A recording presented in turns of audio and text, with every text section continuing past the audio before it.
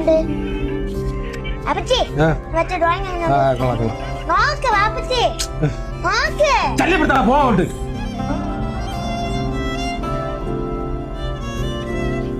അച്ഛാ അച്ഛാ അച്ഛാ, ഒരു 300 ദിർഹംസ് വേണം. അതിന് സ്കൂളിൽ നിന്ന് ടൂർ പോകാം. 300 ദിർഹംസ് അതിന് സ്കൂളിൽ നിന്ന് ടൂർ പോകാം.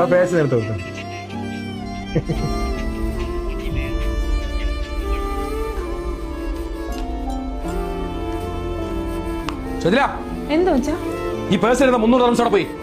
ഞാൻ എടുത്ത്. നീ എന്തിനാ പൈസ എടുത്തത്? ഞാൻ മച്ചാരെ പറഞ്ഞില്ല അതിന് സ്കൂളിൽ നിന്ന് ടൂർ പോകാൻ 300 ദിർഹംസ്. നീ എപ്പോ പറഞ്ഞു?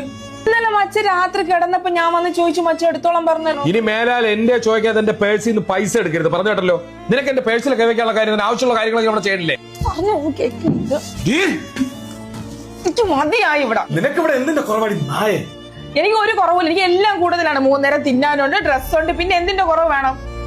നിങ്ങൾ എന്റെ മോളെ മോൻ കണ്ടിട്ട് എത്ര ദിവസമായെന്നറിയോ, എത്ര നാളായെന്നറിയോ? ആ കൊച്ചൊരു പടം വന്ന് കാണിച്ച് നിങ്ങൾക്ക് നോക്കാൻ വയ്യ. നിങ്ങൾക്ക് റീല് എന്നെ ഒന്ന് സ്നേഹത്തോടെ കെട്ടിപ്പിടിച്ചിട്ട് എത്ര നാളായെന്നറിയോ നിങ്ങൾക്ക്?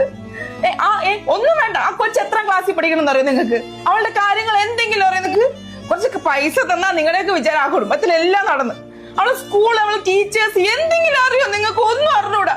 24 മണിക്കൂർ ഫോൺ ആയാൽ മതിയായിരുന്നു.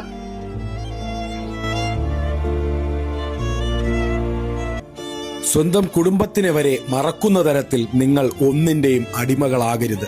ആ അടിമത്തം നിങ്ങളുടെ ജീവിതത്തിലെ സന്തോഷങ്ങളെ എന്നേക്കുമായി നഷ്ടപ്പെടുത്തിയേക്കാം.